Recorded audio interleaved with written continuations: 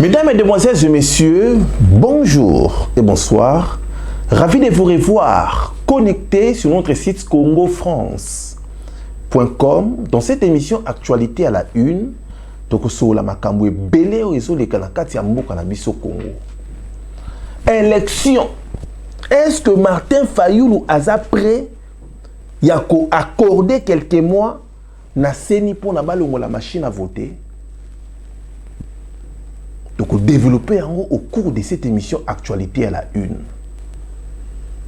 Et alors, ce qui n'a boyi, que la machine a triché, ni ne koleka. Plus de 780 000 Congolais réfugiés dans un autre pays. Bande Konabiso, il y a des Congolais, plus de 700 000 Congolais, Bakimi Congo. Bakeko bombama na bamboka misusu. Donc, développer au cours de cette émission Actualité à la une. Élection en RDC, un réseau d'experts électoraux redoute un rendez-vous manqué. D'experts. Oyo ba yebi masolo ya ba élection. Bazobanga report ya ba élection. Rendez-vous manqué pour le 23 décembre. Donc, développer au cours de cette émission Actualité à la une. Kinkei Mulumba, proche ya Kabila, a assuré Félix Tshisekedi nini. Ndenge a quitté Kabila, a yeko bombama.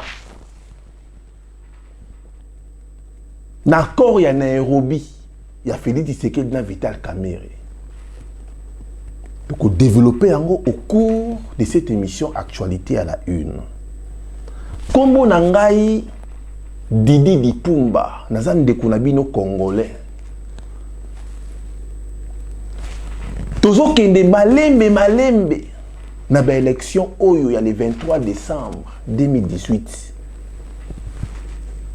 Mais tisi koyo nan ba machine ekoki karaté. Tisi koyo nan ba matériel nyonso tout ba déployer yango kakate. Tisi koyo mbutu. Très chers amis de Congo France, mesdames, mesdemoiselles et messieurs, Kabila n'a pas la volonté d'organiser des élections crédibles au Congo. Mais Oyezoya na kati ya RDC, eza nini? Na tikeli bino ba annonce après tout zonga pour tout développer yango. Merci beaucoup. Vous souhaitez investir, vous souhaitez qu'on s'occupe de votre entreprise. BDDS, nous sommes un cabinet de conseil en gestion des affaires. Nous nous occupons de la gestion comptable, de la gestion financière, gestion des ressources humaines, de la trésorerie, mais également de tous vos investissements. Donc on s'occupe de tout. C'est-à-dire, on regarde la fiscalité, on regarde la comptabilité, on regarde la finance, on regarde la trésorerie, on fait vos démarches au niveau de la banque, on va chercher les subventions quand vous êtes une association, on gère à votre place. Appelez, prenez rendez-vous. BDDS veut apporter la sécurité aux entrepreneurs sur le sol africain, européen, avec pour souci votre enrichissement. Que avoir une entreprise, ça va bien au-delà que d'avoir une rémunération, avoir de l'entrée de l'argent et de les sorties. C'est vraiment réellement de se constituer un patrimoine, quelque chose qu'on peut transmettre, même à ses enfants.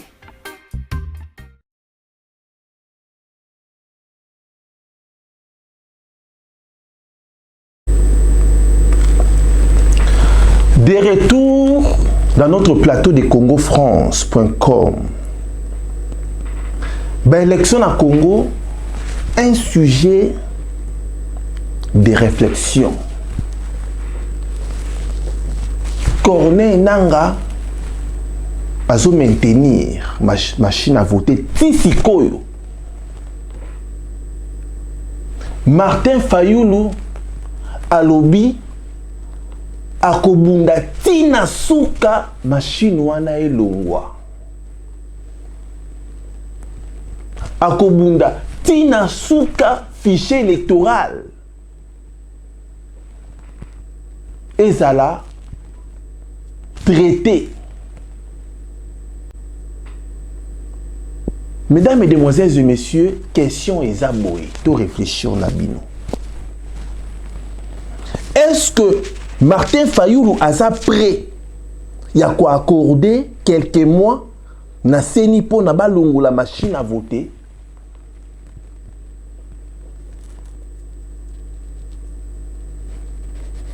Mesdames, Mesdemoiselles et Messieurs, vous répondez. Martin Fayulu a prêt?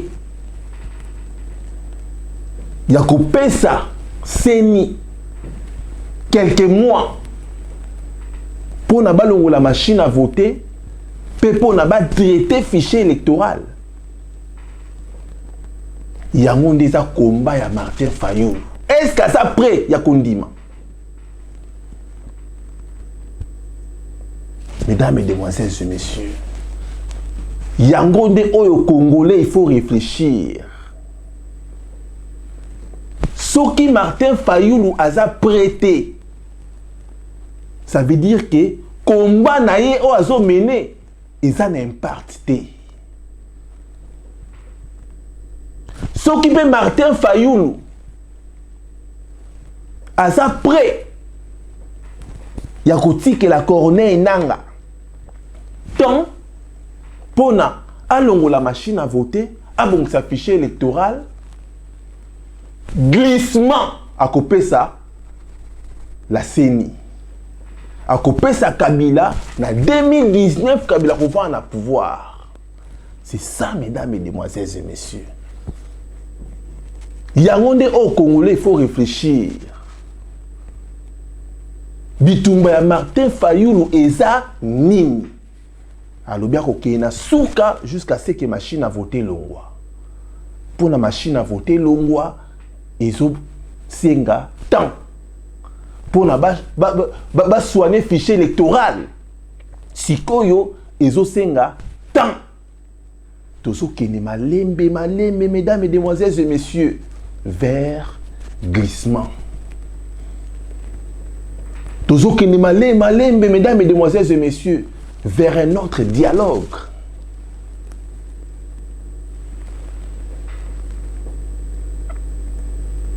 Ce qui Martin Fayulu a boy copé ça. La CENI, tant, la machine à voter, ni koleka.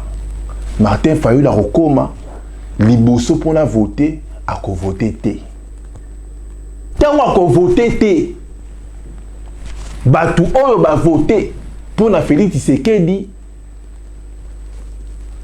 Machine à voter comme ça résultat, nous a gagné Chadari. C'est ça la réalité. Il y a un monde de réalité. Il faut tout ça là-bas réaliste. Ba sombi machine à voter wana pour na Félix Tshisekedi té. Ba sombi machine à voter wana pour na Martin Fayulu té. Ba sombi yango pour na ba glisser, pour na ba tricher. Très cher ami de CongoFrance.com, il faut ba politicien oyo ba bunda bitumba ya kolongo la Kabila. Il faut ba politicien na biso ya ba Congolais ba bunda bitumba ya kopiko la système Kabili. Il faut pas ba jouer sur les mots. Oh non, to kolongo la ndé machine à voter. Là, c'est jouer avec les gens. Depuis janvier, mesdames, mesdemoiselles et messieurs, Corneille Nanga bandi ba démarche nae janvier 2018 a bandi ba démarche ya ko banda ko salisa ba élection en République démocratique du Congo a imposé machine à voter au ESA hors la loi. La Kabylie présent, les opposants présents. bazana baotala le peuple congolais présent baotala ba aventure oyo la CENI azosala. Mesdames et demoiselles et messieurs, ceux qui sont na bamboka misusu tungaito mona makambo yezolika na Congo elinga kozala acceptable te. Tomoni yango le cas ya France. Gilet jaune kaka pona ba matisi carburant. Ti lelo na France, gilet jaune. Bazo cassé, bazo tumba, bazo barricadé. Bazo barricadé, bato ba lekate, bazo revendiquer ba droit na bango. Soko yebi ba droit na yote.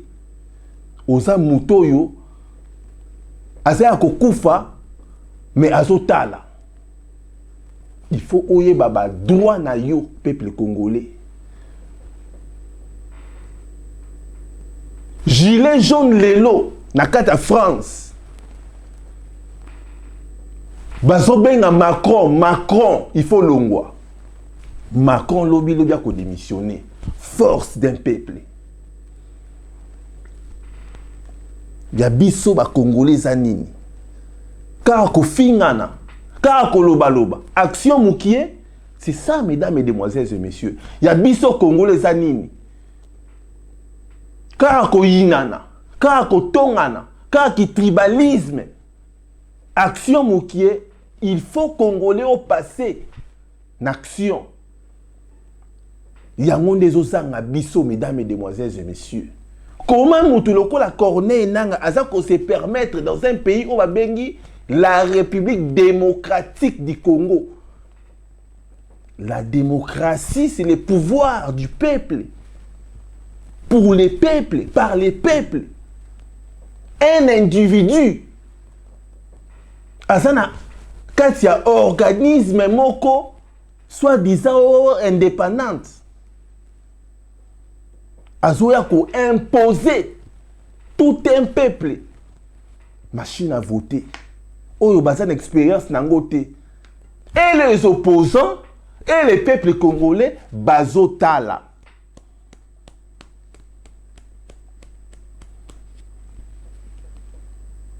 Nous les peuples, mesdames et demoiselles et messieurs, ma pesibiso fait vert. Pour na kolakisa fox na biso. Pour na ko revendiquer ba droit na biso. Ba droit ya ba congolais, ba pesi yango na ba rwandais. Bo mona ngo wapi? Droit na yo. Mbongo ya yo. Bilamba na yo, ba diamant na yo, ba botoli yango, ba pesi yango un individu. Yo posana ozo seka, ozo tala. C'est ça problème où ils ont biso lelo na kata Congo. Martin Fayou alobi azo bunda pona machine à voter longwa. Lelo to komi liboso ya problème. Pour la machine à voter longwa, ils ont senga temps. Fayoulou, a sa prêt à kotike la Corneille nanga temps à la machine à voter wana. C'est ça, mesdames et demoiselles et messieurs. C'est ça. Ce qui Fayou à lobby, oui, a sa prêt à kotike à temps pour la machine à voter. Tant wana il y a combien de temps? Combien de mois? Combien de heures? C'est ça, mesdames et demoiselles et messieurs. Alors la Kabylie va jouer G. Tout le monde a qui ango bisonyo surtout. Tant que papa Tshisekedi a koufaki. Avant Félix Tshisekedi, à ça la meeting na Sainte-Thérèse. Tout le monde a qui la Kabylie na UDPS ba vanda kesika moko ba sinaki soi-disant accord. Pour l'accord, il y a Félix Tshisekedi, il y a Etienne Tshisekedi ezonga. Na kati accord wana ba préciser qui date té. C'est ça j'ai à Kabylie. Baye basali bino mouvement de corps bafente bino bamoko bopanzani. C'est ça nde bazosala. Mouvement du corps bazosala eza machine à voter.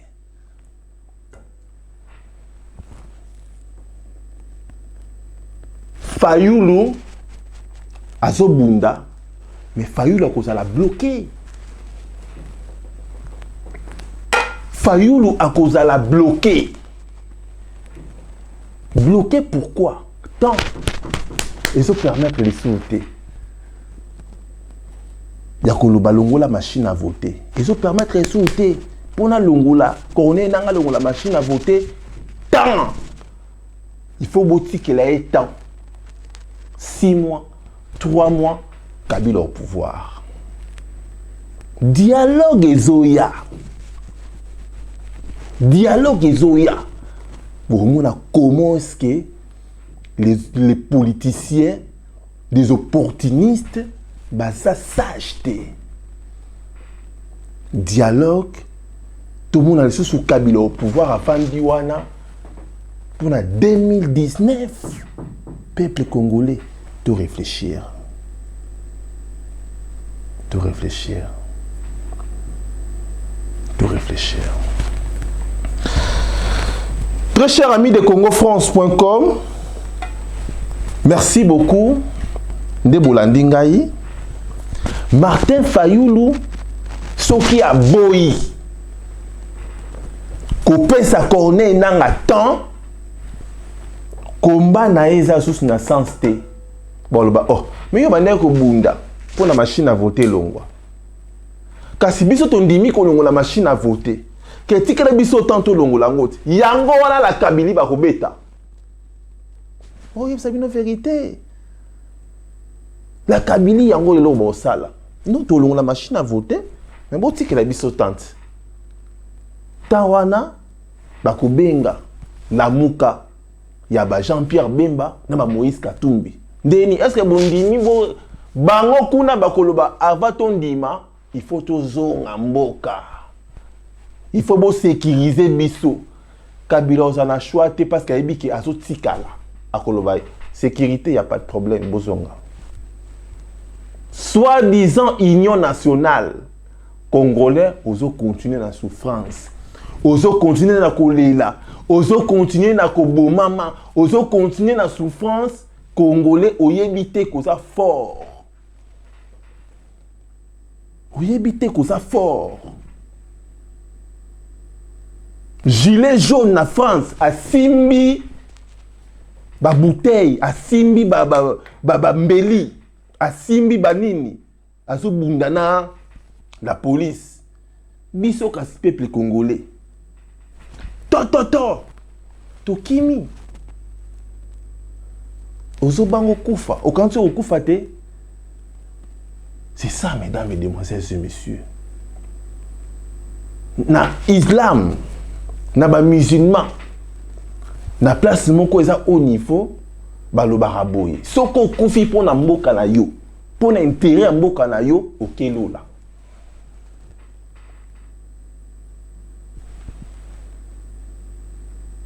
Mesdames et demoiselles et messieurs, tous en sérieux, parce que, dans comment comprendre si que tous qui la direction moko, ceux qui vont comprendre té, bah politiciens oyo, bazo rouler biso peuple, bah politiciens oyo, bazo fandi sa Kabila na pouvoir, bah politiciens oyo, bazo kabola biso, onga muta tel, onga muta Fayulu, bo simba Fayulu te. O tenga muta Félix Tshisekedi, bo simba Félix Tshisekedi te. Bobo sani adversaire na bino Shadari. Bokomi ko bundana entre bino, bobo sani Shadari. Peuple congolais. Peuple congolais. C'est ça, il faut tous avoir conscience. Totikali na 20 jours. Na 20 jours o totikali nango. Na diaspora, to préparer nini. Diaspora, to préparer nini. Face B na biso eza nini. Face C na biso eza nini. Face D na biso eza nini. Eza nini. Koswana, kofinga, baninga basombara, ba outillage. baninga ba se défendaka comme des grands hommes, comme des gens battants, comme des personnes battantes. C'est ça, mesdames, mesdemoiselles et messieurs. C'est ça, mesdames, mesdemoiselles et messieurs. Merci beaucoup. En tout cas, bota la problème, oyo, plus de 780 000 Congolais qui sont réfugiés dans Bamboka Misusu.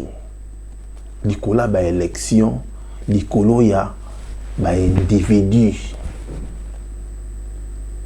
Na 780 000 oyo ba kewana. Eza ebele. Eza ebele. Mesdames, mesdemoiselles et messieurs. Baso boma batu. Baso ko égorger batu. Baso ko décapiter batu, ceux qui décapiter, ceux qui ni baso ko assassiner batu. Très cher ami de Congo France, tout ça là-bas ignoranté. Mboka na yo ezara mboka na yo. Tout ça là-bas ignoranté, tout ça ko ignorer makambo ebele. Tout ça que passer à côté dans ma cambo belé. Nami tout naka. Tout ça 80 millions d'habitants. À 10 personnes. Basate banami bali. Pour na kolongola 10 personnes au bakani moko na biso lelo. Mesdames, mesdemoiselles et messieurs, tout réfléchir. 80 000 Congolais. Ce qui est touché, dans les Congolais, tous les Banda, 90 000. Tous avoir même 100 000. Dans les Congolais, plus de 100 000. Mesdames, mesdemoiselles et messieurs, tous Angi. Ma stratégie tozangi koyokana tozangi mbongo pona tosangana totia makambo en place. Mesdames, mesdemoiselles et messieurs, même ma peuple mususu oyo bazanga carburant, oyo bazanga ba diamant na mboka na bango, oyo bazanga ba minerai na mboka na bango, niveau baza ko envier biso toza ko ignorer yango, toza ko ignorer yango. Mesdames, mesdemoiselles et messieurs, la France est devenue France. Ce n'est pas en un jour, babundaki. La Belgique, un petit pays, et qu'on compte 80 fois na Congo, batonga mboka na bango na ba minerai na biso. Mais lelo, ba Congolais tous éparpillés dans le monde, na ba Israël, na ba Singapour, na ba Hong Kong, na ba mboka ba fin fond Congolaza. Mais tous angi unité, tous angi ko s'organiser. Bozo mona Kabila sa wana na mandefu. Bozo kansa tu ndira sa makasi. Asa makasi te. Asa makasi te. À l'équipe peuple na makasi te. Peuple osa plus fort. Peuple osa plus fort. Bato babimaki tango Félix Tshisekedi ayaki. Bato babimaki tango Jean-Pierre Bemba ayaki. Bato babimaki tango Martin Fayulu zonga ki na Congo ayaki. Bato wana ceux qui tous a bien organisé to libérer mboka na biso peuple congolais. Tous à la bas réaliste. Tous à la bas réaliste. Combat oyo ba opposant bazo sala. Il faut bas à la bas réaliste. Il faut bazala na groupe ya ba stratège bango bazo bangisa biso bazo biso ba mouvement du corps biso pe to ko sa ba mouvement du corps opposition bokoyi ko dribbler Kabila nde bosa wana boyeba te bwana peuple na sima na bino bozoyeba te opposition. Martin Fayulu non passé message na batu ya Martin Fayulu beau vivre na sentiment te beau vivre na ba émotion te to vivre na réalité ezolobela biso nini mboka ezokende mboka eza na ba difficulté belé yo congolais ozotalanga to vivre na réalité. Mesdames, Mesdemoiselles et Messieurs, nini oyo tokoki kosala soki toyokani te yango na lobaki na émission na ngai ya eleka eleki 2 jours 3 jours na bi unité ya Martin Fayulu na Félix Tshisekedi ekoki kokoisa Kabila. C'est ça. La Kabili balali te bango pe bazo sala ba stratégie belé pour na ba déstabiliser opposition. Mesdames, Mesdemoiselles et Messieurs, pour na comprendre sujet au bien, et c'est là qui question moko à réfléchir. Est-ce que Fayulu a prêt à accorder quelques mois na seni pour na balongo la machine à voter na répondre bino?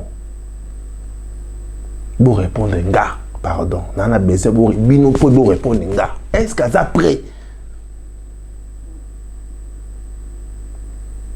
Mais nga na fait de la réponse nanga. Ce qui Martin Fayulu a lobby à ça prêt. Ya ko tikela lelo Corneille nanga tant ya ko longola machine à voter ya ko soigner fichier électoral ta yango ese à combien et puis ezoko tsabiso glissement soki Martin Fayulu a lobby a coupé sa tenter pour na balongo la machine à voter, alors sans y a combat naie sur la machine qu'on a sauté. C'est ça, mesdames, mesdemoiselles et messieurs. Merci beaucoup. Élection en RDC, un réseau d'experts électoraux redoute un rendez-vous manqué. Très chers amis de Congo-France, tout moi temps, il y a imprimer moi quelques documents. Élection en RDC, un réseau d'experts électoraux redoute un rendez-vous manqué. Quand on dit redoute, c'est avoir peur, bazo banga report ya élection.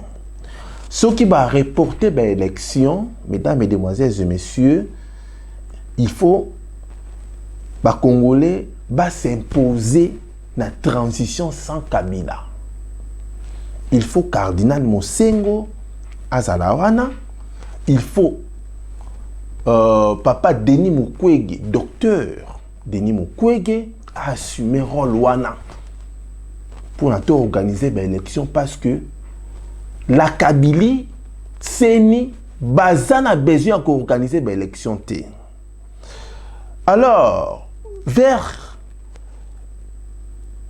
un report des élections, le titre du dernier rapport que les réseaux pour la réforme du secteur de sécurité et de justice vient de rendre public un réseau composé des experts congolais issus de la société civile.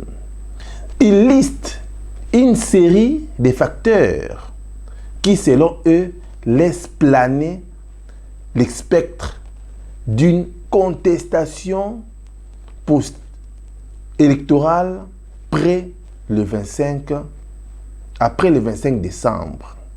En fait, mesdames, mesdemoiselles et messieurs, groupe d'experts Oyo, bazo douté fort sur la crédibilité ya ba élection o ezo salema. Balobi boye. Selon bango, ba monike, ba matos, ba matériel nyon surtout o ezo permettre qu'organiser ba élection ezate. Avion, ba hélicoptère, ba machine à voter, ba fichier électoral. Tout wana tisi koyo totika na 20 jours. Et le kokaka ya malonga ezo salema te. Tout est bloqué, tout est verrouillé. Pour na bango baza na doute makasi et puis baso mona ke rendez-vous manqué pour le 23 décembre. Mesdames, Mesdemoiselles et Messieurs, naebisaki bino l'autre fois que la Kabylie a besoin d'organiser une élection crédible. Or, élection est ça constitutionnelle. Tous a droit d'organiser une élection. Batouana Bakende. En 2016, l'élection salamité. En 2017, l'élection salamité. En 2018, l'élection est risquée et salimate. Très chers amis de Congo France, mesdames, mesdemoiselles et messieurs, peuple congolais décidé. Peuple congolais kola la té. Peuple congolais zoa vinayo au sérieux. Peuple congolais tala avenir ya bana biso totika na Congo. Peuple congolais total avenir ya bandeko na biso totiki kuna. Ceux qui tozo sala makana ba sentiment na ba tribalisme, ceux qui tozo sala makana sentiment ya ko rêver Kabila aya na pouvoir na minduki. Kabila aya na pouvoir na ba char de combat. Kabila aya na pouvoir na ba stratégie belé. Il est permis à tout le monde Yakoboulé. Il est permis à tout le monde Yakotia aussi des stratégies pour la Kolonga. Nous les Congolais, tout manqué stratégie. Nous les Congolais, tout la pongi le kola ba bébé. Nous les Congolais, tous à la debout. Ce qui bozo landa rythme, il y a la Kabylie, bozo comprendre que tout ce qui ne mouké na glissement. Ce qui bozo comprendre rythme, bah soi-disant opposant, tout ce qui ne mouké na glissement. Alors, ce qui n'est pas permis au Congo, oyo, bah peuple congolais bah lingi souté, c'est de voir Kabila au pouvoir. Tout ça n'a besoin tout le monde a monté un sous-sous. Oyo, ça n'a pas projet à bien, il y a qu'on diriger biso na boka. Peuple congolais, na moni, Kinke Moulumba, à Lobi Boye, j'ai dit à la majorité présidentielle que si on veut sauver ce pays, Félix Tshisekedi ait les choix, je l'ai dit même à plus haute autorité. Kinke Moulumba a sa proche ya Kabila. Les lois ont décidé à rejoindre Félix Tshisekedi. Dans le bas on est monsieur les kaki. Soko moni mumuna na yo, ça veut dire que mon adversaire na yo wazaki na ngambo akomi ko ya. Pour approcher yo, il faut aussi poser plein de questions. Plein de questions. Azoya panangai pona nini? Motivation nae eza nini? Qui est derrière lui? C'est ça la question et belé faut tout na. Discours nini azoye langa. Abengi Félix Tshisekedi yende choix pour na sauver Congo. Discours ya Kinke Moulumba Muta Kabila aye nango pour nakota na mouvement oyo accord ya Nairobi. Yango na ebisi bato ya UDPS.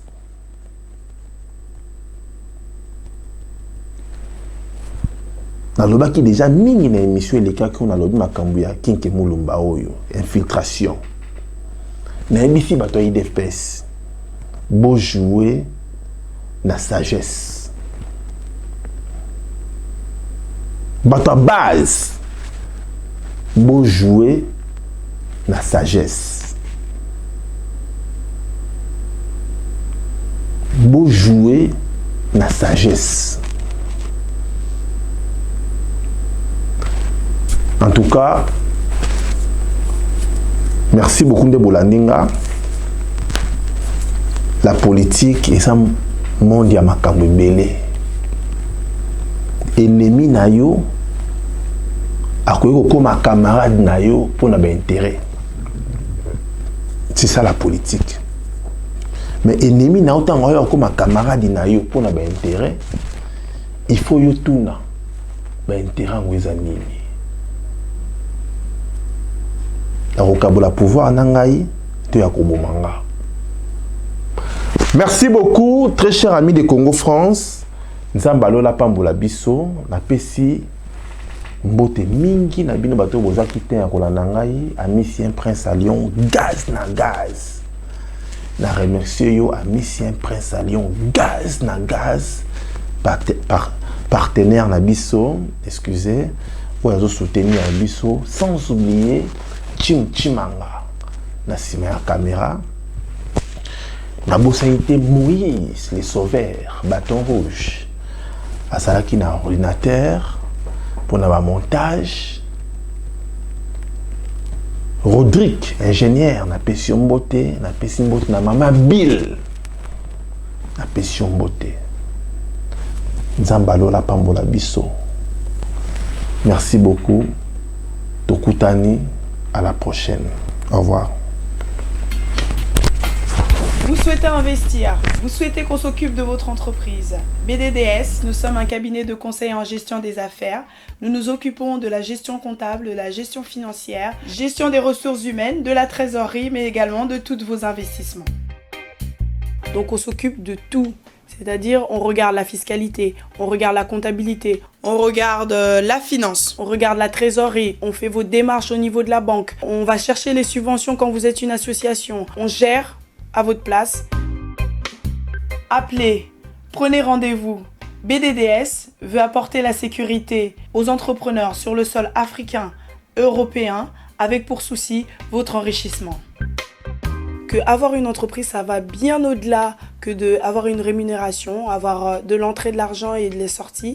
C'est vraiment réellement de se constituer un patrimoine, quelque chose qu'on peut transmettre, même à ses enfants. Vous souhaitez investir, vous souhaitez qu'on s'occupe de votre entreprise. BDDS, nous sommes un cabinet de conseil en gestion. Voici pour vous la diaspora congolaise. Hôtel et restaurant Étoile de Gloire, L. Nancy. Résidence calme, sécurisée, tranquille, accessible 24 h sur 7. C'est un logement à court, moyen et séjour. Les prix sont raisonnables et facturés par jour ou par mois en fonction de votre durée de location. Hôtel et restaurant Étoile de Gloire, L. Nancy. Pas loin des centres-villes, l'extérieur avec jardin, barbecue, terrasse pour savourer la nature. Autres prestations, à savoir transport, location véhicule avec chauffeur prise en charge de l'aéroport au domicile. Sur place, mise en disposition ménagère en fonction de vos besoins. Les prix sont raisonnables, je vous rappelle. Pour nous contacter, voici nos numéros de téléphone affichés. Soyez donc les bienvenus. Voici